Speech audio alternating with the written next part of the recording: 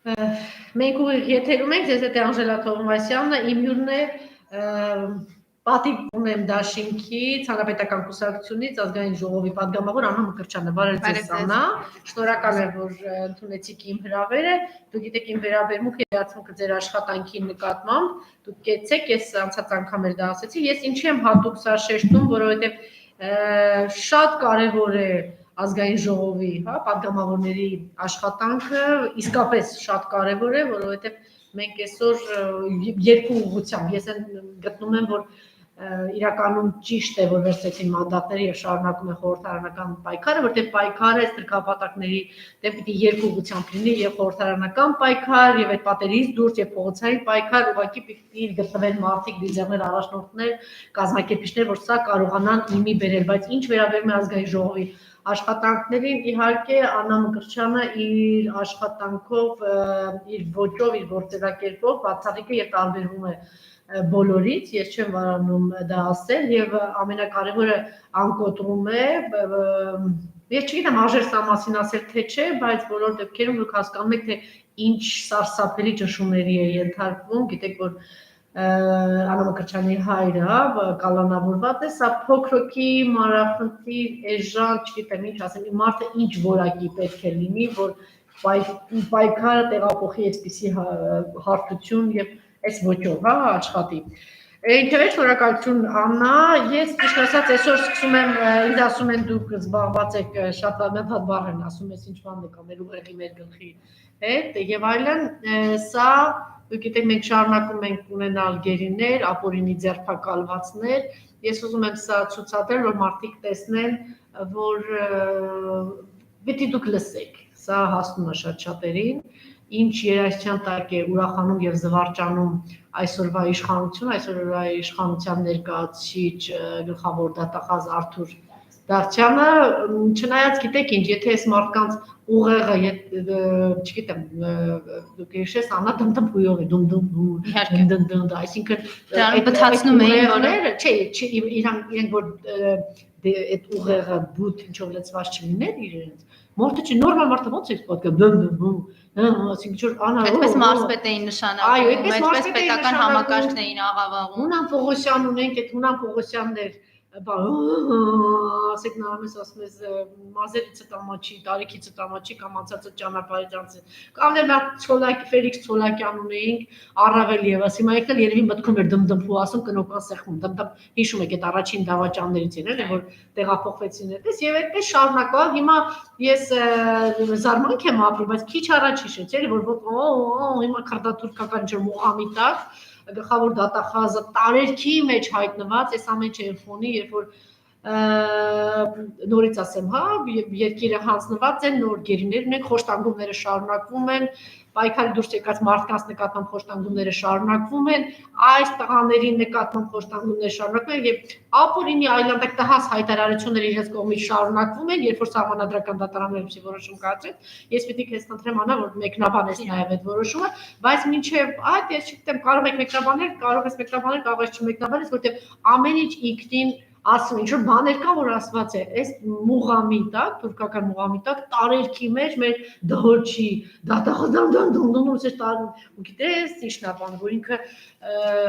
ես սա կարող եմ այսինքն իա ձեռ բերումը դահոլի խփելն է չէ ոչ թե ինչ որ դաշնամուր գոնե նվագի կամ չգիտեմ ինչ անի չէ թե դահոլի է դե պատկերացեք այս մարդու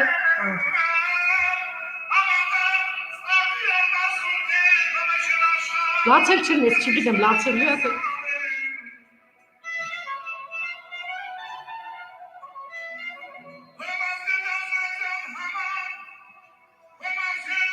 Ստացի,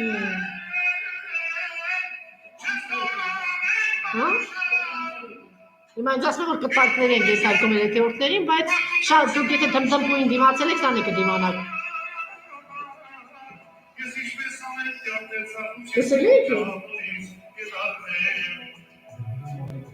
Հիմա դհոլին կհասնի, ես գործիքերներս ասում են դհոլին հասցր, եսա դհոլչին կգա, ես պարագան դհոլչին է, թե գլխավոր դատախազը, թե երկուսը միասին, դհոլչի, գլխավոր դատախազ, դհոլչի տղա, դատախազ, գլխավոր դատախազ,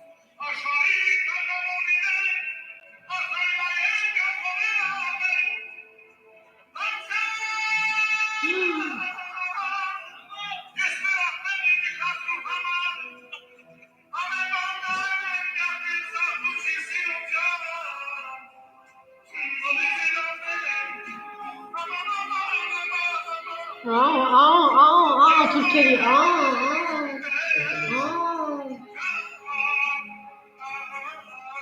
Evet.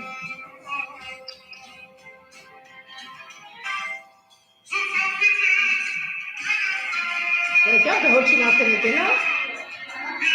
Galis ama Dolçin Galis ama.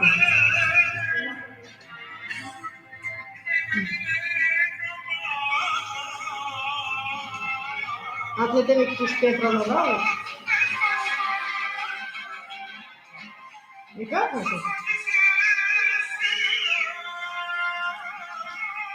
Կանջենք թե ոչինչ։ Կանջենք։ Հա? Այստեղ չեն դիմանում արդեն։ Թե ոչինչ չգամ է։ Եկավ դե ոչինչ։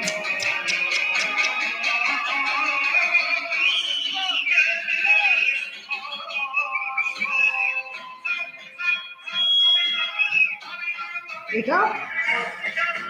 Հետևում է դվոչի գլխավոր դատախազն է։ Սա այն պետության գլխավոր դատախազն է, ով տվել է 5000-ից ավելի զոհ, 10000-ից ավելի վիրավոր, կորցրել է Արցախ, Հայաստանի անվտանգությունը եւ այո, ամբողջ տարածքային ամբողջականությունը Հայաստանի Հանրապետության այլևս հարցականի տակ է։ Սա այն երկրի գլխավոր դատախազն է, ում վարչապետի աթոռին նստած անձնավորությունը կարողանում է ասել, որ Հայաստանի Հանրապետությունում գեթ մեկ բնակավայր չկա, որը բանակցության արդյունք չի, այսինքն ինքը ամեն ինչ կարող է բանակցել եւ ամեն ինչ այդ բանակցությունների արդյունքում հանձնել։ Տիկին Թովմասյան, ես շնորհակալ եմ հրավերի եւ գնահատականների համար։ Գնահատում եմ ձեր կարծիքը անձիս մասին։ Ձեր բարձրացրած հարցերի վերաբերյալ քննարկումը թերևս կուզենամ սկսել վերջի իրադարձություն էլ չի, բայց կարծում եմ շատ հետևողական ուշադրության արժանի մի հանգամանք է Նիկոլի վերջի գրառումը Facebook-յան։ Ինքը նորից մեզ փորձում է գցել այդ Facebook-յան իրականության մեջ, որտեղ իրեն հավանում եւ կիսվում են իր գրառումներով բացառապես դավաճաններն ու թուրքերը, այլևս այդ էջը պահվում է միայն իրանց համար։ Եվ այդ գրառման մեջ ինքը ինչ որ խոսել է ներքին եւ արտաքին ուժերի մասին, խոսել է պետական իշխանության մասին, ես երևի այսպես է պատկերացնում ձեր դրած ձայնագրության հիման վրա, ինչ որ դհոլչի պետական համակարգը ինքը պատկերացնում։ Ես ուզում եմ հիշենք բոլորս, թե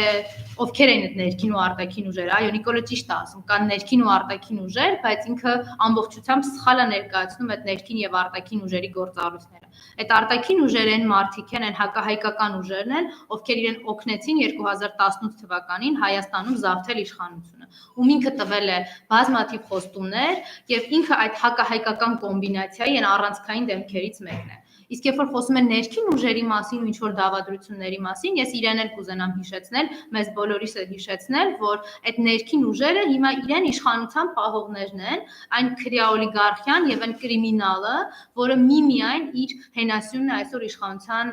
պահպանման եւ իշխանության շարունակական այս խուլիգանախմբի գոյության համար, որովհետեւ ինձ որևէ մեկը չի կարող հակառակը համոզել, հունիսի 20-ը այդ նույն ներքին եւ արտաքին ուժերի համախումբներ, որի արդյունքում իրենք Նիկոլին շարունակեցին տալ Հայաստանում իշխանությունը մի բանի համար, որովհետեւ ինքը ոչ բոլոր հակահայկական խոստումներն է, որ կատարել է, ոչ բոլոր հակահայկական գործողություններն է, որ իրականություն է դարձրել, քանդել է բանակը, այո, չունենք ազգային անվտանգություն, չունենք տարածքային ամբողջականություն եւ ողջ անվտանգային համակարգ, բայց դեռ Հայաստանի Հանրապետությունը շնչում է եւ այս խնդիրն է, որ Նիկոլի առաջ դրել են իրեն հունիսի 20-ին այդ ներքին արտաքին ուժերը, որոնք տվել են այդ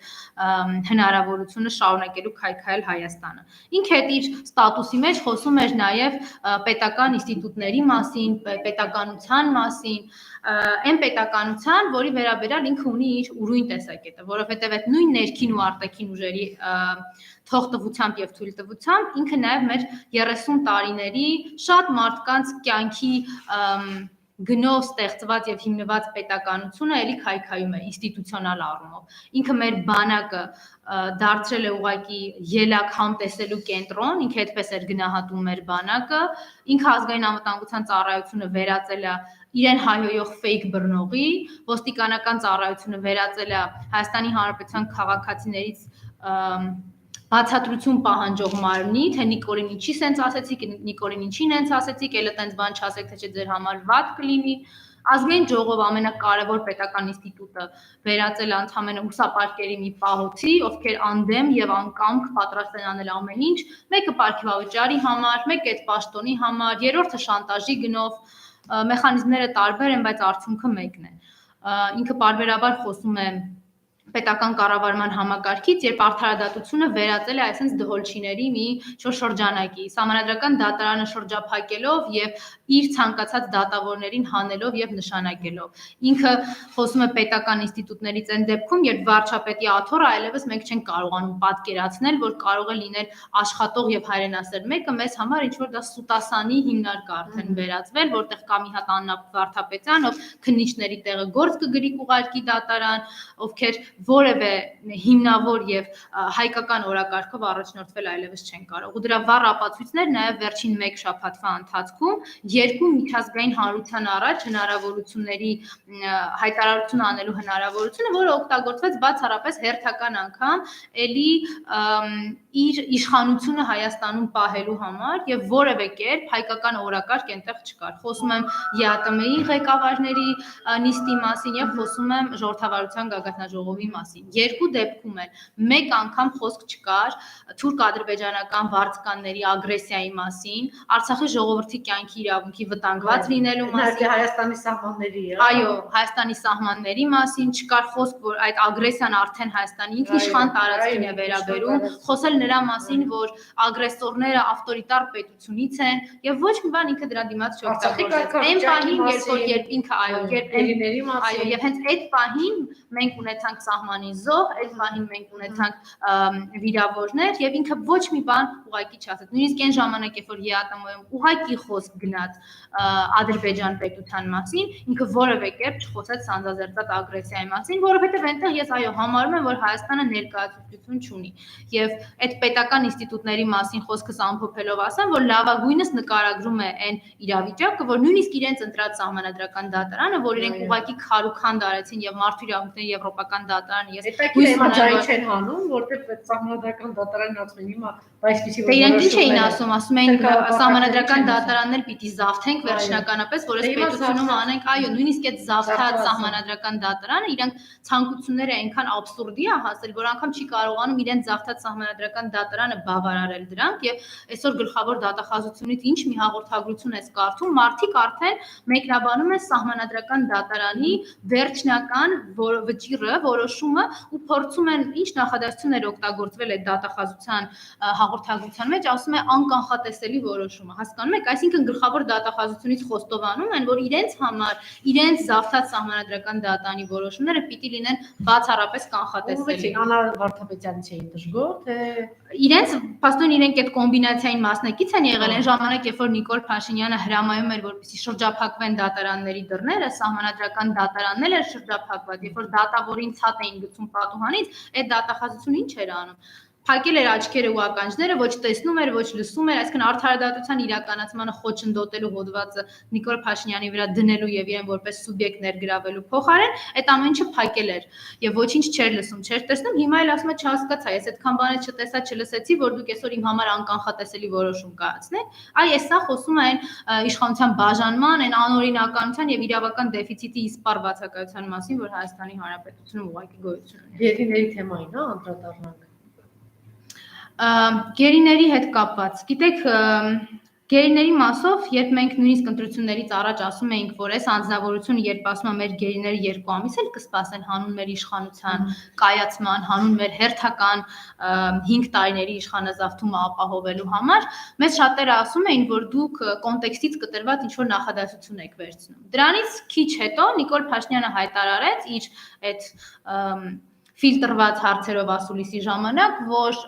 1 տարի են դեռ ընդամենը անցել, ինչու եք այսքան շուտ սպասում գերիների վերադարձը։ Դրանից մի փոքր ավելի ուշ ինքը հայտարարեց, որ պիտի քննվեն եւ հասկանանք, թե այդ մարդիկ ինչպես են գերի ընկել եւ այդ մարդկանց վերաբերյալ այո չպիտի խորշենք քրեական գործեր հարուցելուց։ Այսինքն այն պահի դրությամբ, երբ Հայաստանի Հանրապետության մարդու իրավունքների պաշտպանը բոլոր հնարավոր ոչ պետական կառույցները փորձում են բարձրաձայնել ու խոսել են խոշտանգումների, սպանությունների քննարկումների մասին, որոնք իրականացվում են Բաքվի բանտերում, այստեղ Նիկոլ Փաշինյանը մեզ առաջարկում է գերիների համար այլընտրանքը կամ Բաքվի խոշտանգումն է, կամ հայկական բանտի կալանքը։ Ու դա ինչի համար է արվում։ Արվում է նրա համար, որ որևէ մեկը թեկուզ արդարացի դժգոհություն չկարողանա, այս բառն եմ օգտագործելու, ռիսկ չանի հանգարց բանաներ գլուխ բարձրացնել, որովհետև ցանկացած դեպքում ինքը ունի հետևյալ բանաձևը։ Եթե դուք ձեր մասին ինձ կհիշեցնեք, ձեր մասին կհիշեն իրավապահները։ Եթե դուք կմտածեք, որ պիտի քննության առնեք այն հանգամանքը, որ ես եմ ասել, որպեսզի դուք պիտի նահանջեք, ես եմ ասել, որ բանավոր պայմանավորվածություն կա չկրակելու եւ այլն։ Եթե դուք որևիցե մեկը ձեզնից փորձի բարձրաձայնել այս իրականությունը, դուք կդառնաք քրեական հանցագործներ եւ քրեական հանցագործության սուբյեկտներ։ Եվ նաև դրան Ալենի հայտարարությունը եւ հաջորդի գրառումը։ Գիտեք, ես զարմանում եմ, որ մարդիկ զարմանում են։ Այսինքն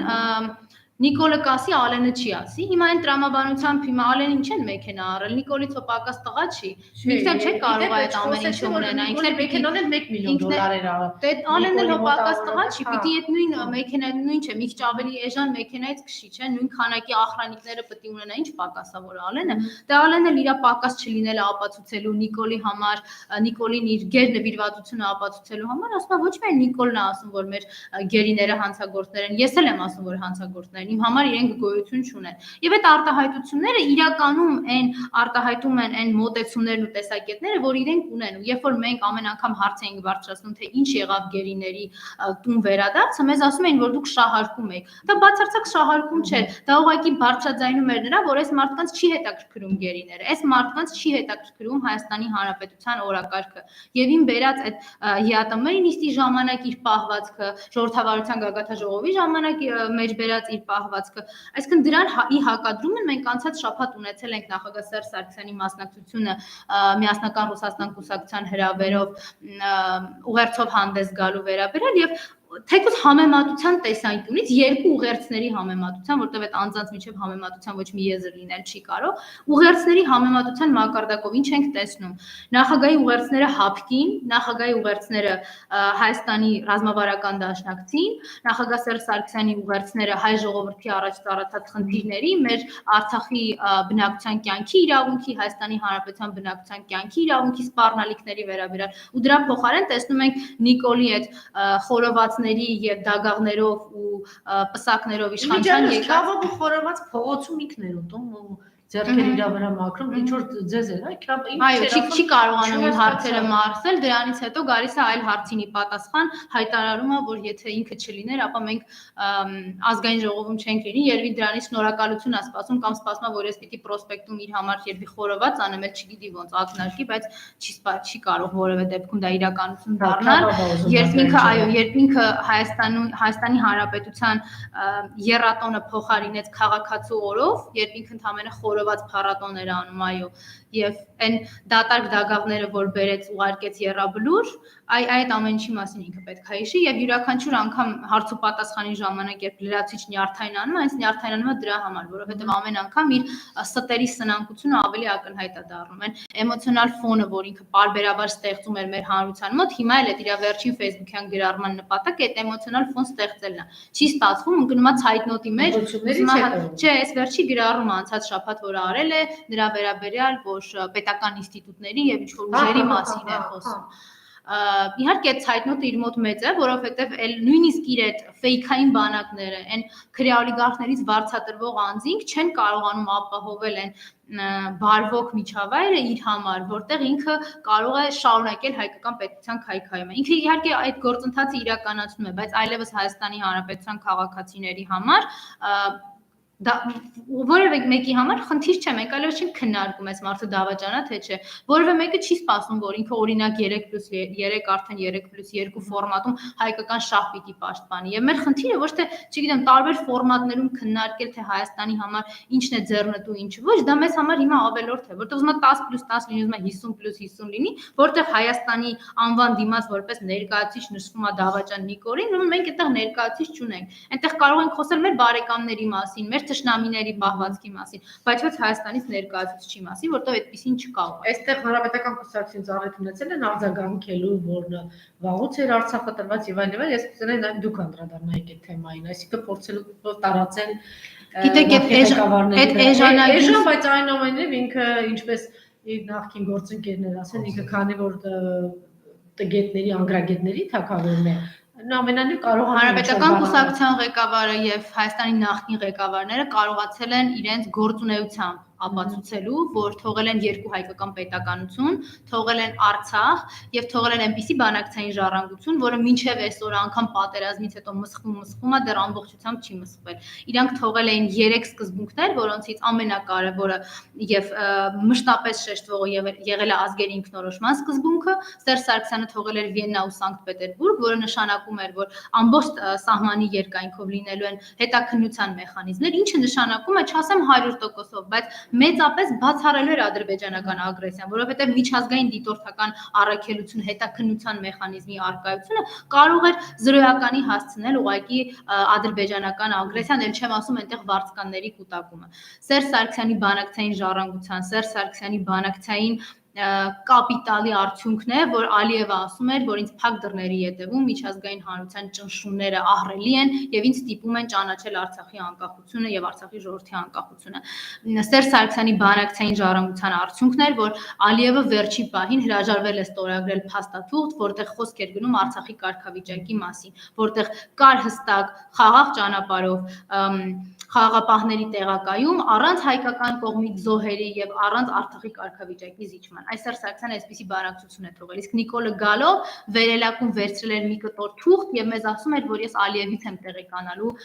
Արցախի բանակցային ժառանգության մասին։ Ինձ Ալիևն է պատմում, թե այնտեղ ինչ է։ Այսինքն թողելով այստեղ 3 հաղթած նախագահներ, թողելով մի ամբողջ հաղթած դիվանագիտական կորպուս, ինքը գնացել է թշնամուց է տեղեկանում եւ թշնամուց է հարցնում, թե ինչ պիտի անենք։ Դե թշնամին էլ իրեն ասեց ինչ պիտի անի հայ ժողովրդի գլխին։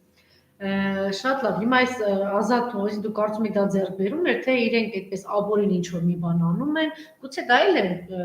Աննա իրենց մոտ կազմակերպված եւ մտածված։ Ձեռքակալում են, հետո իբրև թե չգիտեմ, այդպես որոշում են կայացնում մի քանի ամիս հետո ապօրինի պահում են, մի քանի ամիս հետո բաց են թողում, բայց հանրությանը կամ չգիտեմ, ընդվզող այդ մասային դրանցում դե տեսեք ինչ-որ մի բանի իբրև թե դուք հասաք։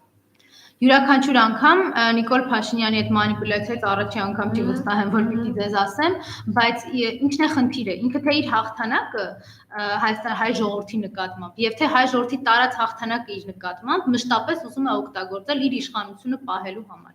որովհետեւ նույն այդ թիմ ընտրություններում, հա, իրենք մեծամասնություն չունեն, շատ տեղերում չեն կարողացել անգամ քաղաքապետի հարց լուծել, հիմա իրանք ասում են դա ժողովրդավարության հաղթանակն է, դա ժողովրդավարության ոչ մի կապ չունի, որտեղ դուք ձեր մարզպետներին ասել եք փող բաժանի, փողը բաժանել են, ասել եք ձեր падավատներով տարեք ժողովրդին ընտրության տարել են, ասել եք ոստիկանությանը ապահովեք, որ այդ ՔՊ-ի շտաբերում ֆռացող փողից հանգարց ոչ մի տեղեկություն չունենա, դա արել եք, ձեր հանձնաժողովականներին հրամաններ իջեցրել եք, ամեն ինչ ում պետք էր կալանավորել եք, ձերբակալել եք, դուք այդ նույնիսկ այդ արդյունքում այն հայ ժողովրդի փոքր մասի դիմադրությունը, որ չեք կարողացել հաղթահարել, ուզում եք որպես ժողովրդավարության հաղթանակ դրսևորել, իհարկե ոչ։ Նույնն էլ է սահմանադրական դատանի որոշումը։ Ուզում եմ հասկանալ, թե արդեն ինչ աբսուրդի է հասնում Նիկոլ Փաշինյանի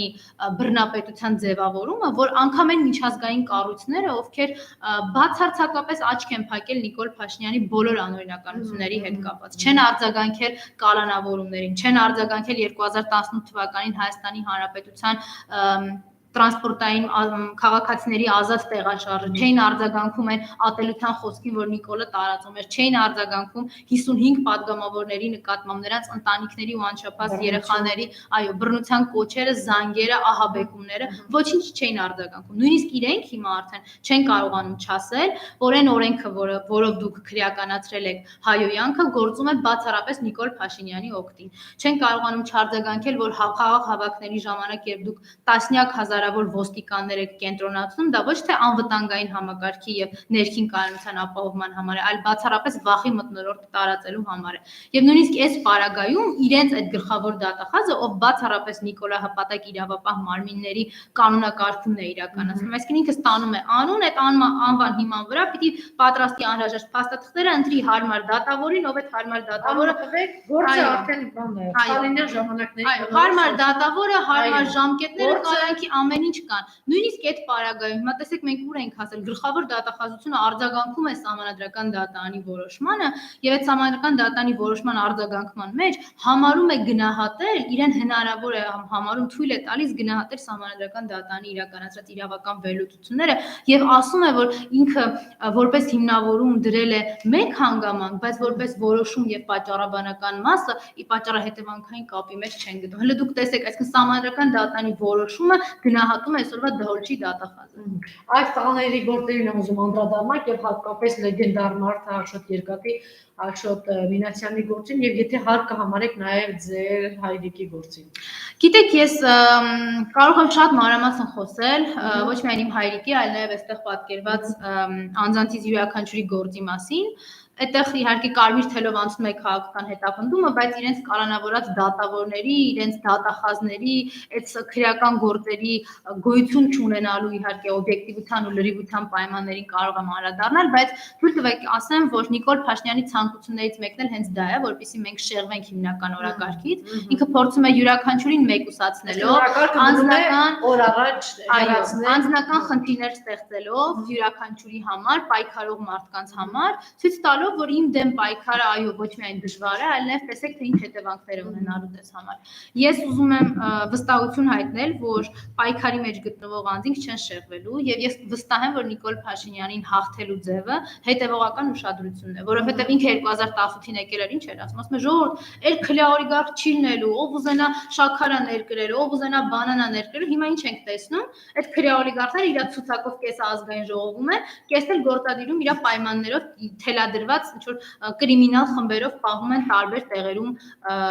իշխանություն, ասենք եթե իր падգամավորը կարողանում է զանգել եւ հայհոյել համայնքի ղեկավարին, այդ ծեծը մարզպետանում համայնքի ղեկավարի, այսինքն սրանք ստեղծելով ներողություն բառիս համար այս բարդակը ուզում են ցույց տալ, որ մենք անելու ենք ամեն ինչ, մենք գնալու ենք ամեն ինչի։ Հիմա մեր պատասխանը պիտի լինի այն, որ մենք էլ պատրաստ ենք ամեն միջոցներով ձեզ հետ պայքարել եւ ձեր դատավոր Արմեն Դանիելյանները ինչքան ուզում եք բուծեք այդ Արմեն Դանիելյաններին, գալու է մի օր, որ այդ Արմեն Դանիելյանները նորից էլի Արմեն Դանիելյաններն են դատելու Արմեն Դանիելյաններին եւ դա լինելու է Նիկոլ Փաշինյանի ճակերտավոր նվերը մեր պետականությանը, որովհետեւ ինքը 30 տարիների վաստակը կարողացավ մի օրում միջիկ դարձնել ուղղակի։ Խոսում էր կոռուպցիայից, բայց այդ համակարգային կոռուպցիայի դեմ պարբերաբար քայլեր են ձեռնարկվել։ Հիմա դու եկել ես, այդ ատկատների մասին գիտի ոչ մեկ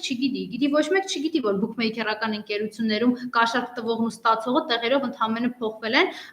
ստացողը գնում հաղթում է, տվողը գնում պարտվում է այդ բուքմեյքերական ընկերություններում։ Իրենց մոտ տպավորությունն է, որ ոչ մեկ ոչ մի բանից տեղյակ չի։ Այդ իր խնամի ծանոթ բարեկամները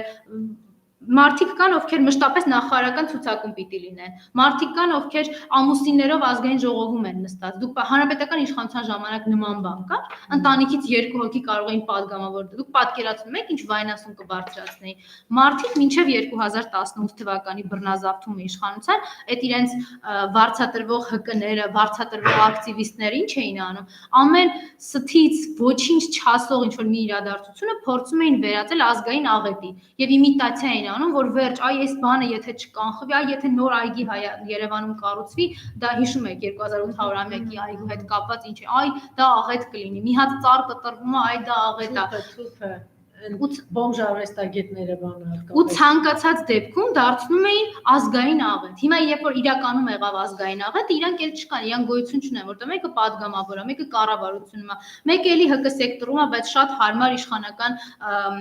ալիքներում տեղավորված, ինչ որ ամեն օր հմեկի եթերում ինչ որ բաներից են խոսում, չես հասկանում ինչից են խոսում, ոնց որ այս իրականությունից չլինի։ Ու այդ մարդիկ, երբ որ ամեն անգամ փորձում են ապացուցել, որ դրանք բացառապես համոզմունքներ են, դու ուղղակի այդ մարդկանց հայտարարները բացում ես, հասկանում ես, թե ինչքան են առաջընթաց ապրել վերջին 3 տարիների ընթացքում, բնակարաններով, առանձնատներով, իրենց հանգիստները այլևս ամենաթանկարժեք հանգստյան վայրերում են կարողանում ապահովել եւ ընդհանրապես իրենց ապրելակերպը ամեն օր մի թանկարժեք ռեստորանում են իրենց ընթրիքն ու ճաշը կազմակերպում։ Ես այստեղ մյուս падգամավորներին էլ եմ հարցը տվել, հա, այն մյուս դաշինքից, ձեր դաշինքից, ոմանք նեղ սրտում են, որ ես հարցերը տալիս եմ, բայց իրականում եւ միջև ընտրությունները եւ ընտրություններից հետո առհասարակ ճանաչելով այս թրքահապատակներին պարզ էր, որ դուք գնում եք մի հարթություն, որտեղ բարոյականություն, օրենք, մարդկային ինչ որ հարաբերություն, այս ամեն ինչը, այսինքն կեղծ բաներ են, անհնար է դրանով առաջնորդել եւ հատկապես մտածել, որ դիմացի մարդը, որ առանց աղքաշելու ստով հանձնեց երկիրը կամ այդքան 10,000 մահ, 10,000 հաշմանդամ եւ այլ հանձնված Արցախ, հիմա արդեն Սյունիքն է պատրաստվում հանձնել, այս մարդը պիտի նեղ սրտի ինչ որ մի բանից եւ պարզել, որ պիտի իրենց ես ինչու եմ ձեզ ողջունում, որտեղ դուք հիմնականում խոսում եք իրենց հետ իրենց լեզվով կամ այդ ոճով, պարզել, որ եթե այդպես չպահեն, ապա պարտված են։ Եվ ժամանակներ դա է ցույց տալիս, որտեղ որևէ սահմանագիր չկա Նիկոլի համար, Պոջոյանի համար եւ մյուսների ոչ մեկի համար եւ հատկապես ոչ թիմի համար սահմանագիր չկա եւ այստեղ Նաիրա Զորաբյանը ճիշտ նկատեց, որ եթե ձեզ թվում է, որ իբրև թե իրանց մեջ ինչ-որ մեկն ու մեկի մեջ բարյական ինչ-որ բան կա, դա իրանք բոլորը իրականում Նիկոլա հպատակ կամ թրքահպատակ, չգիտեմ, այդպիսին են, դրա կրողներն են իրականում եւ ներքինով եւ արժանապատվով ամեն ինչով այդպիսին են։ Հիմա հարցս հետեւյալն է, դուք գիտեք ինչ հարթություն եք գնում, եթե հարթությունում ոնց եք պատկերացնում հետագա ձեր պայքարը, եթե այս ոճով գնաք, եկեք ընդունենք, որ ընդդիմությունը պարտված է եւ պարտվելու է, ինչպես իրենք են ասում, որ թե կրած է, կրված է լինելու է, նաև արդեն խորհրդարանում անհասկանալի է, որ ինչպես կարելի է ծեծու ջարդից հետո, ինչպես կարող էր այդպիսի ելույթ ունենալ Սեյրան Օհանյանը, ինչպես ես գիտեմ, որ մարդիկ անգամ իրենց ելույթներն են արել, համենայն դեպս ուզում եմ հասկանալ, վախը իրենք տարածեցին, դա հաջողվել է իրենց, եթե չեն հաջողվել, պիտի որ այդ այլանդակ դրսևորումները, այդ շականներին բնորոշ 10 հոգով, 20 հոգով մեկի վրա արձակվելու, դա նաև տարածում ստացել, ոնց է չափատել, Հեղափոխական դաշնակցության Հայաստան դաշնքի պատգամավորների, հատկապես Հեղափոխական դաշնակցության պատգամավորների օգնականների նկատմամբ դա կիրառեցին։ Ինչպես եք հետագան պատկերացնում։ Գիտեք, ես ուզում եմ անկեղծ ասել, եթե մենք լինեինք այն ընդդիմությունը, որը հարմար է Նիկոլ Փաշինյանին, որևէ ծեծկռթուկ, որևէ խնդիր, սուր իրավիճակ չէր լինի, որովհետև ես վստահ եմ, դուք 7-րդ գումարման ազգային ժողովը հիշում եք, որտեղ անգամ դիմադրության բացակայությունը բերում է շատ հաճախ նրան, որ որևէ ազգային օրակարգի ներմուծում ազգային ժողովի օրակարգ ուղղակի գոյություն չուներ։ Հիմա սա խոսում է նրա մասին, որ այսօր ազգային ժողովում Նիկոլին եւ իր ուսապարկերին հարմար չէ, իրենք անընդհատ ստանում են հրահանգներ ճնշելու ընդդիմությանը, այո, բոլոր հնարավոր միջոցներով։ Եվ ասեմ ավելին, որ դա իրականացվում է ոչ միայն, չգիտեմ, падգամավոր հարթության վրա, դա իրականացվում է նաև ՊՊՑ-ի միջոցով, այսինքն այդ ՊՊՑ-ն ունի հրահանգներ ոչ թե պահպանելու, չգիտեմ, իրենք ինչի համար են այնտեղ կարգը ազգային ժողովի եւ հատուկ պահպանվող տարածքի նկատմամբ անվտանգային հսկողություն իրականացնել, այլ ուղղակի ընդդիմադիր падգամավորների վրա ճնշում գործադրել։ Այն վարքագիծը, որ իրենք դրսևորում են, տպավորություն է, որ իրենք ուղղակի ոչ թե պահպանության ծառայություն, այլ ուղղակի ախրանիկներ, ովքեր հրահանգ են ստանում, այդ Նիկոլից կլինի, Ալենից կլինի, չգիտեմ, ովքեր են այնտեղ։ Այդ հրահանգները կատարելու համար, այդտեղ ուրիշ բացատրություն չկա։ Բայց Տիկին Թովմասյան, արդյոք արժե դառնալ Նիկոլ Փաշինյանի սրտի ընդդիմությունը հանուն նրա, որպեսզի մենք խուսափենք ծեծկռտուկներից։ Իմ խորին համոզմամբ ոչ, եւ յուրաքանչյուր ամեն մի, որովհետեւ ամեն հիմա ասենք սովորական կդառնա, մի անգամ այսպես վախեցրեցի, լրացրեցի, մեզ չեն վախեցնում եւ չեն կարողանում լրացնել, որովհետեւ ամեն նման միջադեպից հետո դուք ճիշտ եք, իրենց նպատակը այլևս ազգային ժողովի դահլիճում իրենց համար բարենպաստ մթնոլորտ ստեղծելն է։ Ես կարծում եմ, որ դա իրենց չի հաջողվում եւ յուրաքանչյուր չի արձանագրում, ոչ խնդիրն այն է, որ այնուամենայնիվ գիտեք ավելի շատ այսպիսի տպավորություն է, որ գերխնդիրը, որ կա ստորացնել, դուրս վռնդել, շփրտել այս թրքահապատակին կամ հակադարձել, դա այնուամենայնիվ չի իրականանում։ Հետևաբար ինչ անել, գնալ ինչ-որ տրամադրություն պահել, ինչ-որ եղանակ այնքանով որքանով ստեղծել, եկեք ընդունենք, ես կարծում եմ ամեն դեպքում նաև ընդդիմությանն է եւ այն մարդկանց, որ դեռ հույս ունեն, որ պայքարի ձևերից մեկը խորհրդարանական պայքարն է։ Ես իհարկե քննադատություն պատրաստ եմ լսել ընդդիմության հասցեին, բայց ես չեմ կարող անել ինձ համար ակներև որոշակի արձանագրումներ։ Ես վստահ եմ եւ իմ աշխատանքներ, իմ գործընկերների աշխատանքներ վկայում են նրա մասին, որ ցանկացած միջոց, որ կիրառվում է մեր նկատմամբ, մեր մտերիմների նկատմամբ, միևնույն է իզորու չի լինելու մեզ լրացնել, եւ ամեն անգամ, երբ ազգային ժողով գալիս է Նիկոլ Փաշինյանը լարված է իր նոպաների մեջ հանգնում, դա հենց նրա պատճառով է նաև, որ մենք հանրությանը ցույց ենք տալիս, որ այս անձնավորությունը, այս սուտասան, վախկոտ, Հայաստանի շահը չհետապնդող ինչ որ մեկն է, որտեղ մենք իր հետ խոսում ենք միջանցքի մասին, ասում ենք դու ասա լավ սրա անունը ինչ, ընդհանրապես ընթերցում ենք նոյեմբերի 9-ի հայտարարության 9-րդ կետը, որը ստորագրել է ինքը։ Ասում ենք այս հայտարարության այս կետը, որտեղ Հայաստանի ճանապարհը պիտի վերահսկի երրորդ պետության անվտանգային ծառայությունը, դու ոնց ես մեկնաբանում։ Ինքը գալիս ինչ-որ նոպաների մեջ անկնում, ինչ-որ SMS-ներից է խոսում։ Այնուամենայնիվ կարողանում է համենայնիվ լսարանը պահել եւ ասել, հա, տանել մի հարթություն եւ մի հատ հերթական մի հատ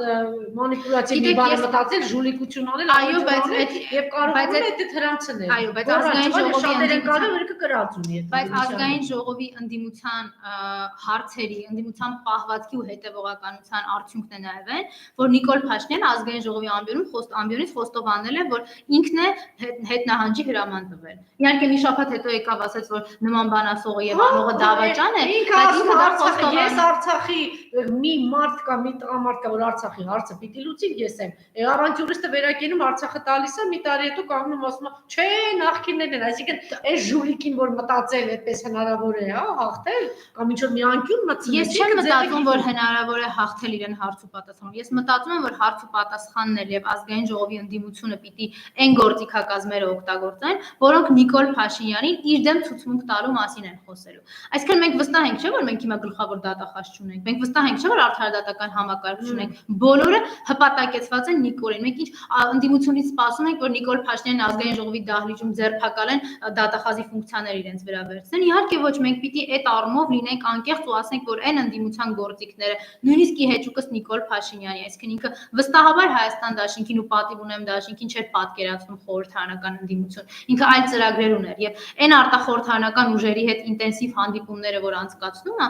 ուղիղ մի օր կարողանում է նվիրել այդ արտախորհրդարանական ուժերին։ Ինչի, որովհետեւ ինքը այլընտրանքային ծրագրեր ունի։ Ինքը որևէ կերպ չի կարողանում լեզու գտնել պատիվ ունեմ եւ Հայաստան խմբակցությունների պատգամավորների հետ։ Բայց դա ընդունում եք, չէ՞ որ ակնկալիքները Հայաստան դաշինքից եւ պատիվ ունեմ դաշինքից շատ ավելին է։ Ես ուզում եմ, որ այդ ակնկալիքները լինեն ոչ թե քիչ կամ ավելի շատ, այլ լինեն օբյեկտիվ, որովհետեւ երբ որ Հայաստան դաշինքից եւ պատիվ ունեմ դաշինքից ակնկալում են նորից եմ կրկնում Նիկոլ Փաշինյանի ձերբակալությունը եւ, չգիտեմ, իրեն կալանավայր փոխադրումը, դեպս ակնկալում են, որ չարում է շարունակի, որ 1000-րդ անգամ Արթուր Ղազինյանին առաջարկեն, որ այդ մյուս Թագուհի Թովմասյանի պատիվնակի, որ հարգարժան պատիվ, չգիտեմ, բոլորը գիտեն, որ դրանից դուրս ինչ շփումներ ունի, չգիտեմ, Թագուհի Թովմասյանը եւ ինչա կատարվում։ Ակնկալում են, որ հացը որ տալիս է իրան ասում են դու դավաճան ես, այնպես հակադարձեն Բերանիկա պատիվ ունեմ դաշինքը եւ Հայաստան դաշինքը իրենց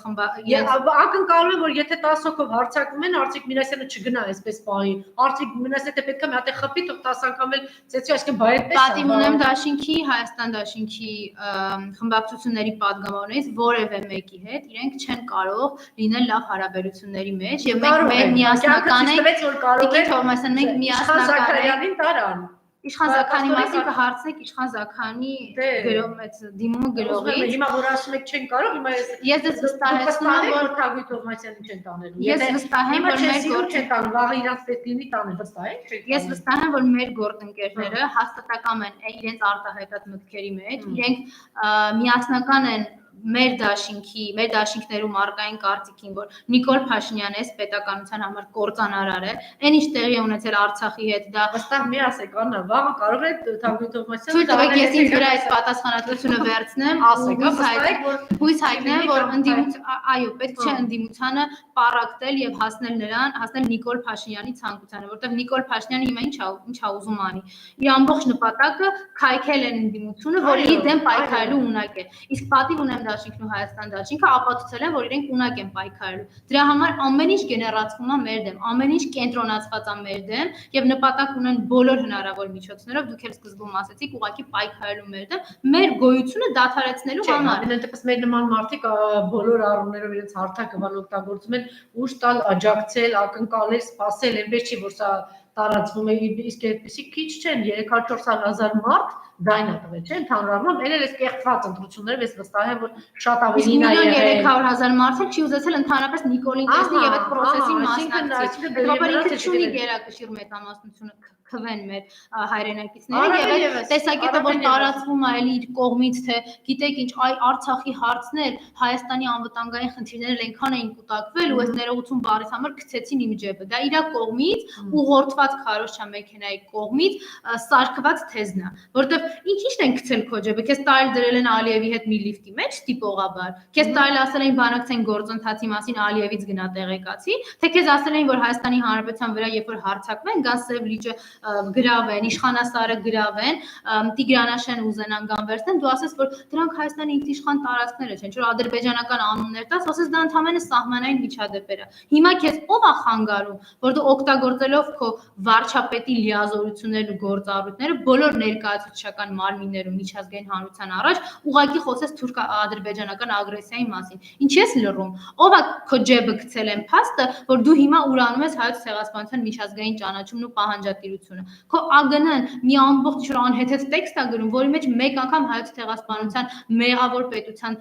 ուղղակի հակադարձում չկա եւ ուղղակի շեշտադրում չկա այսինքն դու դրանից էլ ես հրաժարվում դու հրաժարվել ես Արցախից դու հրաժարվել ես Հայաստանի անվտանգային համակարգից հիմա էլ ապացուցում ես մեզ որ դե Ժորժ ջան ինչի ցեղասպանությունից խոսում հələ եկեք գնանք հարցնենք ընդհանրապես թուրքեր ուզում են մեզ ցեղասպանել թե չէ այս մարդու հետ կապված այլ կասկածներ չկա մեզ մնացել է միայն սրա հետևողական պայքարի միջոցով սրան ուղակի վռնդել իշխանությունից որովհետև յուրաքանչյուր խոսակցություն որ սկսվում է այ որ ինքը գնա հետո ինչա լինելու նշանակում է որ սա մեր պայքարի ձախողման սկիզբն է որովհետև հետո լինելու է այն որ Հայաստանը նվազագույնը ունենալու է հայամետ ղեկավար ունենալու է հայկական շահը պահող ղեկավար եւ մենք ամեն անգամ sense դողը սրտներումս չենք մտածելու վայ Սոչի էր հիմա էլ Բրյուսել է ինչ խոսեց ինչ անցնելու ես պատասխանատու մարդկանց հետ էի վերջերս խոսում որ եթե անգամ այս կապիտուլյան թրքահապատակ վիժվածքին ավելի շուտ կարողանային հեռացնել անգամ նոյեմբերի 9-ից հետո վստահեցնում էին հա կարծեմ այդպիսի քայլեր նաև եղավ օրինակ Արցախի նախկին նախագահները առաջին նախագահի հետ հանդիպեցին եւ այլն ես չգիտեմ այդ օրինակ ինչեր է քննարկվել բայց ամեն դեպս այդ պատասխանատու մարդիկ համոզմունք ունեն մինչ այս պահ այդ համոզմունքը իրենց մոտ չի փոխվել որ եթե անգամ այդ ժամանակ կարողանային այս անբարոն գոնե այդ փուլում հեռանել եւ բունկերից դուրս չգալ ինչ որ բաներ ընդդիմությունն էլ ապաշնոր չգտնվել եւ կարողանալ հեռացնել որտեղ մարդիկ իրականում դուրս էին եկել 10,000-ն էլ բավականն էր 20-ն էլ 40,000-ն էլ կամար դուրս եկել չափչփել չտային փողոցները այդ փողոցները չափչփելու փոխարեն առավել մոբիլիզացնեին ուժերը եւ հեռացնեին մենք այս չափ կորուստ չէինք ունենա որտեղ գիտեք այդ ստորագրելուց հետո խաղաղ պայմաններում դեռ ինչքան բան տարածքները շարունակել այս թրքահավատակը հանձնել եւ այսպիսի մի հարց են տալիս Լիլիթ Մաղաքյանն է հարցնում որ ձեզանից ակնկալի ինչ եք մեզանից ակնկալ գուցե այդքան էլ ճիշտ չի հիմա ձեզ հա ուղղել որովհետեւ մեծամասնություն դուք ընդդիմության մեջ ամեն դեպս չունեք Հայաստան դաշինքն ունի ձեզանից ակնկալում ենք ես չեմ ուզում ճիշտ ասած տարանջատել բաժանել որովհետեւ կարծում եմ նպատակը իրականում մեկն է հեռացնել թրքահապատակներին եւ ընդդիմությունն էլ միասնական է այո ձեզանից ակնկալում ենք ուժերի համախմբում եւ կոնկրետ գործողություն մի փորձեք ինչ որ բաներ անել եւ այլն ինչ որ բաներ ասում եւ այսինքն ձեզ շարունակում են մեղադրել եւ պետք է առավել գործողություններ չգիտեմ գուցե մոբիլիզացիա անել ես ուզում եմ նախ խոսել այդ նոյեմբերի 9-ից հետո որ դուք ասացիք նույնիսկ այդ նոյեմբերի 9-ի փաստաթղթում մի հայանպաստ կետ կար դա գերիների անհապաղ վերադարձներ որ Նիկոլ Փաշինյանը ուղղակի չարեց ինքը դրա փոխարեն բանավոր պայմանավորվածություններով շարունակեց տարածքներ հանձնել ու երբ դուք ասում եք որ ընդդիմության ապիկարության պատճառով է որ հունիսի 20-ին Նիկոլ Փաշինյանը վերընտրվեց թույլ տվեք ձեզ հետ չհամաձայնել որովհետեւ հենց այդ նույն իր գրառման մեջ Նիկոլը որ խոսում էր ներքին ու արտաքին ուժերի մասին այդ ներքին ու արտաքին ուժերն էլ իրեն բերել են նորից իշխանության որովհետեւ դուք շատ ճիշտ նշեցիք ինքը դեռ խոստումներ ունի արած տված եւ չարած եւ դրանք պիտի անեն ներքին եւ արտաքին ուժերը ես ձեզ վստահեցնում եմ որ երբևէ այդ հրամայականը վերջնակետ չունի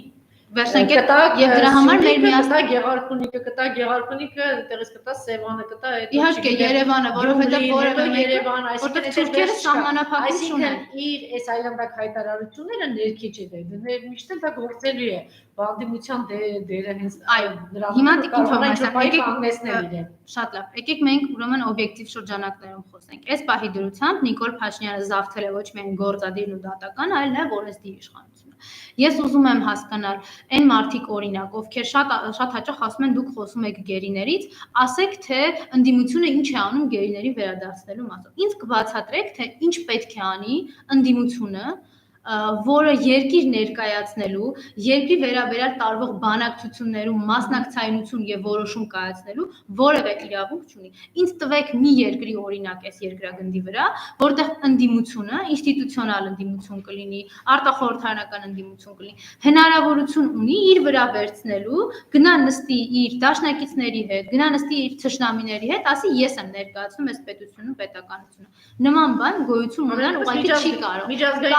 Բարձրացնել այդ հարցը, դեսպանատներում բարձրացնել։ Ես դες ասեմ բացառապես ընդդիմության ներկայացուցիչներն են։ Ինչ-որ ակցիաներ անել։ Ես տեղեկացնեմ Տիկին Թովմասյան, ուրեմն ընդդիմության երկու խմբակցությունների ղեկավարների ստորագրությամբ մեր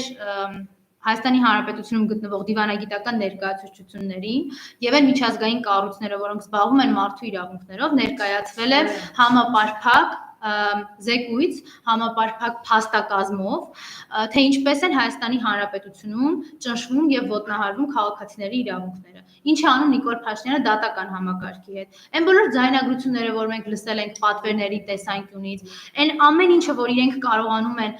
այսօր անցկացնել Հայաստանի Հանրապետությունում, իսկ դրսում գոռալ ժողովրդավարություն, մենք այդ ամեն ինչը ներկայացրել ենք։ Արձագանք լսել եք որևէ մեկից։ Որևէ մի միջազգային կառույց խոսել է հիմա դրա մասին։ Պետք չի վախենալ արդեն ներկայացնել Հայաստանի Հանրապետության Ամերիկայի դեսպանատունը այստեղ զբաղված է հակահայկական բաներով։ Հայաստանի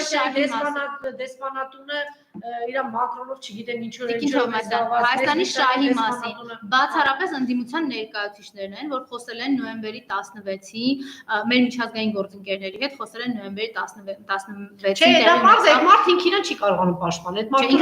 Խնդիրն այն է, որ ինքը ցանկություն չունի, որովհետև երբ որ Ալեն Սիմոնյանը գնում է շրջագայությունների, այդ իր թանկարժեք շրջագայությունները, որ ապահովում է ազգային ժողովի աշխատակազմն ու ազգային ժողովի բյուջեի հաշվին, ինքը մոռանում է այնտեղ խոսագերիներից։ Ինքը ասում է, որ դա օրակարգի մեջ չի մտնում։ Իրենց պաշտոնական անգամ տված լրահոսի մեջ, հələ չգիտենք այնտեղ ինչ արել չէ։ Նույնիսկ դրա մասին խոսք չի գնում, այսինքն իրենք գնացել են այնտեղ ուրիշ բանով են զբաղվում։ Ու երբ որ այս պարագայում ընդդիմությանը ասում են արեք ինչ-որ մի բան, այն ինչ-որ հիմա անում է ընդդիմությունը խորհրդանում, ես չեմ համարում, որ դա քիչ է։ Ես չեմ համարում, որ Հայաստանի Հանրապետությունում այսօր եթե մի անգամ այդ ձեթի ջահ ՊՊՑ-ի դեմ պայքարում ենք ազգային ժողովում, Ալենի դեմ պայքարում ենք, իրաց ախրանայի դեմ պայքարում ենք, այսինքն այս բռնազավթված պետությունում մենք ունենալով հիմա ազգային ժողովում դուք ինչպես եք պատկերացնում, իհարկե դեմ ո՞նց եք պատկերացնում։ Ես մշտապես ասել եմ, որ երբեք չեմ մտածել, որ պայքարը լինելու է հեշտ, Տիկին Թովմասյան, ես երբևէ դրա մասին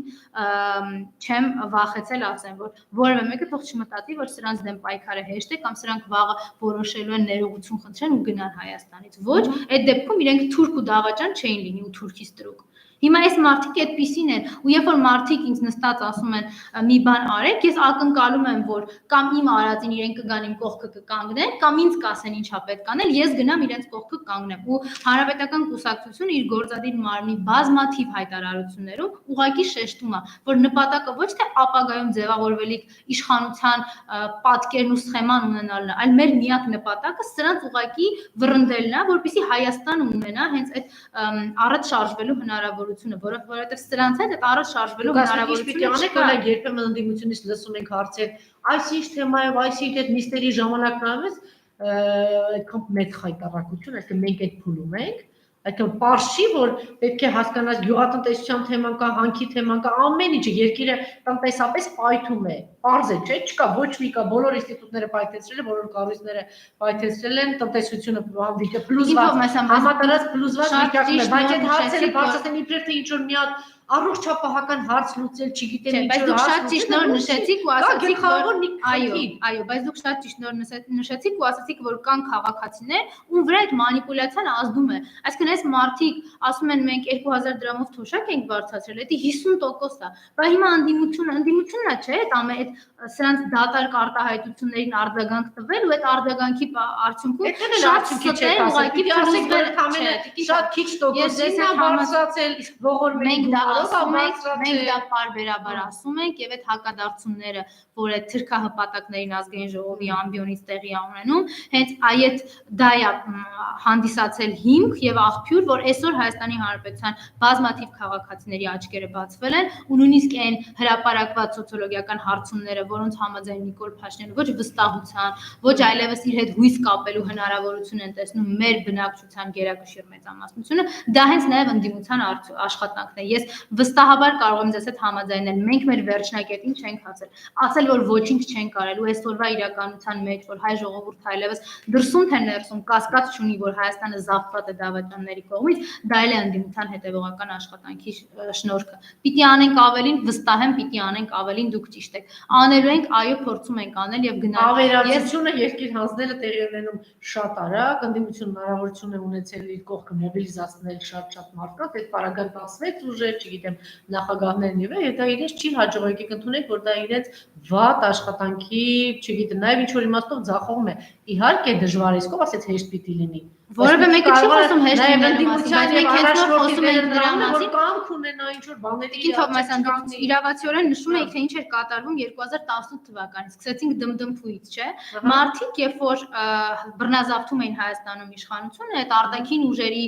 շատ կարող ուժերի միջոցով, ինչ էին անում, այդ հրապարակում այդ դմդմփում կազմակերպելով, այդ հայհոյանքները կազմակերպելով, մարդկանց բթացնում էին, որ նույնիսկ հանրապետական падգամավորները, երբ որ Նիկոլ Փաշինյանին հարց էին ուղղում, ասում էին, դու ինչպես ես գլխավոր հրամանատար աշխատելու, դու ինչպես ես Արցախի հարցը պատկերացնում, որն է քո հիմնական թեզերն ու նպատակները, ինչ էր ասում էր, ես գալու եմ հրապարակում հարցնեմ, թե ինչ անեմ, ժողովուրդը ինչ կասի, ես դա էլ կանեմ։ Ու այդ բթացման process-ում անգամ թույլ չէին տալի, որ այդ հրապարակում հավաքվածները լսեն հանրապետական падգամավորներին, այսինքն այս գեներացված մթնոլորտում, իսկ ինչ հիմա դա չեն գեներացնում, պատերազմի ժամանակ իրենց խանգարեց ունենալ մի հատ արծրուն, ունենալ մի հատ էրատո, ով ամբողջ պատերազմի ընթացքում շոուներ էին կազմակերպում հայ ժողովրդի ունեցանք մի համարձակ մարդ, թերևս բացառություն Վազգեն Մանուկյանի, որ կանգնեց ասեց, այս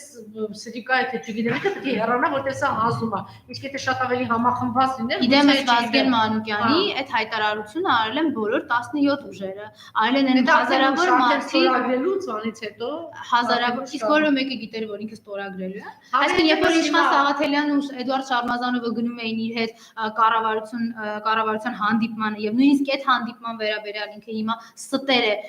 փորձում շախտալ աչուձախ եւ որևէ կերպ չի հրապարակում այդ արել է, անելու է, անում է եւ անելու է, դրանով ոչ մեկ չի կասկածում, բայց ընտրված մարդիկ ընդդիմության ընտրված առաջնորդների դերը նրանում է, որ ես չպիտի տենց մտածեմ, ես ընդհանրապես կարող եմ հարթակ տրամադրել եւ մյուսները, նրանց տարբերությունը ինչու՞ն է, այդ մարդիկ ճանապարհ անցած մարդիկ են, հաղթանակերտած մարդիկ են եւ քաղաքականության մեջ եղած մարդիկ են, ես ճկունություն ու խելք ինչի համար է կամ կամքը Ինչի համար է, որ կարողանան այդ իրավիճակներում հիմա կա հրամայական, որ մոբիլիզացիա լինի, լավ, մի անգամ սայթակում եղավ, մյուս անգամ ուշացան, մյուս անգամ հանրությունը պատրաստ չէր, 5-րդ անգամ, 6-րդ անգամ, 10-րդ անգամ, հիմա նորից այդ հանրային պահանջը կա, հնարավորինս մոբիլիզացնել եւ խորհրդարանական աշխատանքը առավել, դուք ասում եք մաքսիմումն է, ալում կա նաեւ այլ կարծիք, գուցե իսկապես անեք, ամենից եթե ձեր անձի մասին եմ խոսում, ես խոսքի սկզբում ասեցի, որ ես ավելին չեմ էլ պատկերացնում ինչ որ դուք եք անում, բայց կա նաև այդպիսի բան, որ պիտի եւ այնտեղ լինի եւ նաև դրսում այդ մոբիլիզացիան չի երևում,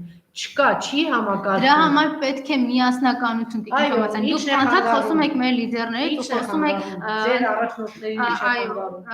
խանգարում է այն հանգամանքը, որ չկա միասնականություն, որովհետև եթե դուք կհիշեք ազգային ժողովում կազմակերպված լսումները, երբ այնտեղ հրավիրված էին բացառապես այն մարդիկ, ովքեր ցանկություն, այո, դեպ հայլուն ելույթներ հնչեցին եւ հպարտությամբ է այնտեղ կային նաև որ ասում են մենք չունենք ձեզ ինտելեկտուալ նաև հայրենասերների այո ինչ որակի ինչ մարդիկ կային այնտեղ եւ դες հետ համաձայնվելով ուզում եմ միանգամից դուրս էլ դուք ունեք աջակցություն այդ մարդիկ բայց ես ձեզ հետ համաձայնվելով պիտի նշեմ նաև մյուս կողմը ավելի արդար լինելու համար անկեղծ լինելու համար որ այնտեղ կային մարդիկ ովքեր Տարածիորեն ասում էին հետևյալ տեքստը. Ձեր առաջնորդները թող չգան հրապարակ, բայց դուք ձեր աջակիցներին, ձեր համակիրներին, կուսակիցներին ուղղորդեք հրապարակ։ Այսինքն եթե այս ֆայթում է, հիմա Կարին Տոնոյանը այդպեսի հայկական մարդիկ շատ խելոք բան ասեցի, ճիշտ օրինակ բերեցի, բայց դες հիմա Կարին Տոնոյանն էլ ասում է, չէ, այդպես է, մենք չգանք, դուք այդ տեսնում եք, այդտեղ հետո Կարին Տոնոյանն ասում է, Մախանջի հրաժարական Նիկոլի եւ Արմեն Սարգսյանի ասում է ոչ։ Հետո բացում Արմեն Սարգսյանի հանդիպումը, այդ իրանք ինքան արհեստական խոսքը ոչ միայն Տիկին Տոնոյանի մասին է, այդ իրա մասին է, որ այդ արհեստական խոչընդոտները, երբ որ մենք ստեղծում ենք ինքներս մեր մեջ, ես զարմանում եմ մարդկանց վրա, ովքեր փորձում են ամեն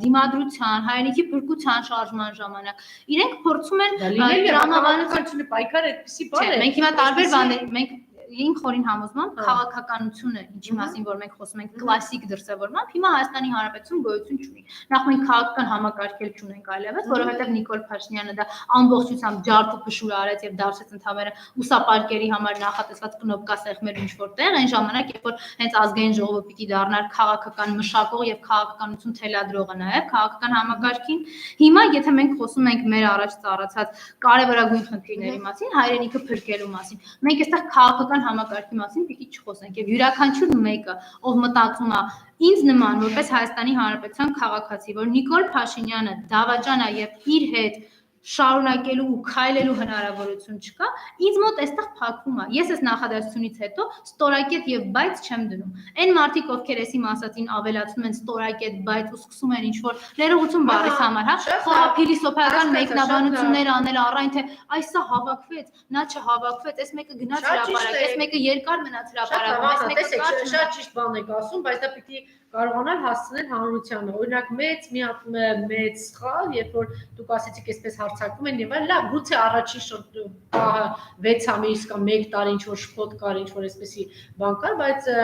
ես կարծում եմ 1 տարի հետո շատ ավելի մեծ խիզախում պիտի ունենային հենց նույն հանրապետականները կանգնել ասել որ այո մենք եւ որ ասում են ներողություն խնդրի նախ իրենք պիտի ասեն ինչի պիտի մենք ներողություն խնդրենք որ երկիրը պահել ենք անվտանգ հա երկիրը խաղաղ ենք պահել դրա համար կամ ունեցել ենք այսպիսի բանակ ասեմ հա հարցս միակ բանը որ պիտի ներողություն խնդրեի որ այս թրքահապատակներին ընդհանրապես թողել են ասպարեզում մնան այդ է պիտի այդպեսի շեշտ տալ իսկ հիմա ինչ վերաբերվում է ասեք տեսեք ասում են այսպիսի կարծիք կա դրա հենց այնպես չէ որ Նիկոլը եւ թրքահապատակները եկան 10 քանի տարի իրենք հետեւողական այդ սորոսական թուրքական ուժերը աշխատել են ճիշտ է հիմա սա նշանակում է որպեսի բայց քանի որ հանրային նաեւ այսպիսի ընդվզում կա այս թրքահապատակների դեմ ուղղակի անհրաժեշտություն կա որ դուք կազմակերպված մոբիլիզացնեք բոլոր ուժերը եւ կարողանաք հանրությանը հասցնել այլևս այլ ուղղությամբ որ հենց հակաարցախյան բանն է որ բերեց սրան դուք ասում եք հակաարցախյան գիծը տարել եք հիմա մենք կորցնում ենք Սյունիքը ռոբասերժական այդ գիծը տարել եք իրականում հաղթած նախագահներ են ովքեր հաղթել են հաղթանակը կերտել են եւ իրենք են որ ճանապարհ են անցել մյուս դեգեներատ դեբիլներին քաղաքական լիդերներին եմ ասում կամ այն գործարար դեգեներատներին հասկացնեք որ երբ որ իրենք ասում են մեկը կգա եւ իր վրա որտեղից կգա սա պետությունն է երկիրը համակարգը ո՞նց կարող է ինչ որ օդից մեկը գա ասելիքս ի՞նչ է որ պետք է այստեղ էլ շատ համակարգված ճշգրիտ աշխատանք տարվի եւ քաղաքական ուժերի մեջ եւ հանրության հետ Տիկին Թոմասյան, ես կարծում հանրապետական կուսակցության ներկայացուցիչները սովորեն բոլոր հնարավոր մեղքերում իրենց արդեն մեղադրել են իշխանությունը պահում էին մեղքեր, իշխանությունը չեն պահել մեղքեր, պայքարել են մեղքեր, ինչ որ ամեն ինչ այդ մեղքերի մեջ փորձում են ամեն հարթության մեջ հանրապետական կուսակցությանը գտնել, բայց ես չեմ պատրաստվում դրանց որևէ մեկին չարձագանքել։ Հանրապետական կուսակցության падգամավորները ես այդ օրինակը արդեն բերեցի, դուք էլ նոր շեշտեցիք, երբ որ 2018 թվականին ընդդիմություն էին Հայաստանի Հանրապետությունում ընդդիմություն գոյություն չուներ։ Երբ հանրապետական կուսակցության падգամավորները ասում էին, որ սա հակաղարաբաղյան շարժում է եւ բազմաթիվ ելույթներ ֆիքսված են։ Հենց Նիկոլ Փաշինյանի առաջադրման օրը, երբ որ որոշ խմբակցություններ իրեն հնարավորություն տվեցին երկրորդ անգամ էր առաջադրվել, ուղղակի ելույթներով խոսում էին նրա մասին, որ հարգելի հայրենակիցներ, ձեզ խաբում են։ Ոչ մի այստեղ չկազմակերպված process չկա, ոչ մի համաժողովրդավարական, ինչ-որ համաժողովրդական շարժում չէ, սա կոնկրետ ուժերի կողմից կազմակերպված է։ Երբ որ մարդիկ դուք ճանապարհ եք փակում ու ասում են, եթե ձեր մեքենան կվնասվի, մենք ճանապարհ եք տալի թուրքերին։ Այո, անվճար կվերանորոգենք ձեր մեքենան, դա կազմակերպված է։ Երբ ձեր քրեաօլիգարխ գործարարը ասում է, որ այսօր կարող ես չգալ գործարան եւ այսօր չկարող ես չգալ աշխատանքի, այլ գնա հրապարակ, դա կազմակերպված է։ Դրանից պետք չի ոգևորվել եւ մտածել, որ Հայաստանը գնում է դեպի պայծառ ապագա։ Եվ երբ այս ամեն ինչը ասում էին, ելի այն ժամանակել էին հանրապետականները մեղավոր, ասում էին, այ դուք տեսեք, ժողովրդի ցանկությունը չեք կատարում։ 55-ը դեմ են, 3 միլիոնը կողմ են։ Այդ էժան PR-ն ու մանիպուլյացիան։ Հիմա նույն տարբերակն է։ Հիմա այդ նույն էժան PR-ի եւ մանիպուլյացիայի տակ ուղղակի հակառակ կողմից է խնդիրը։ Խնդիրը հակառակ կողմից է, թե ինչու չեք պայքարում։ Իսկ ով ասեց, որ չենք պայքարում։ 2018 թվականի առաջի իսկ պահից Նիկոլ Փաշինյանի բաղձալի երազանքն ա եղել վերացնել հանրապետական կուսակցությունը, վերացնել ջնջել ուղղակի փոշիացնել քաղաքական են կապիտալը, որը թողել է Սերժ Սարգսյանը եւ որը հիմա ինքը ունի, որովհետեւ Նիկոլ Փաշինյանը շատ լավ հասկանում է, որ իր դեմ դիմադրության եւ իր դեմ պայքարի առանցքային դեմքերից Հայաստանի Հանրապետական կուսակցության կառույցն է իդեմս Սերժ Սարգսյանի։ Ու այս գաղափարը ուղղակի չընդունել եւ փորձել Նիկոլ Փաշինյանի այդ ֆեյքային իրականության մեջ ապրելով խոսել, չգիտեմ, հնարավոր եւ անհնարին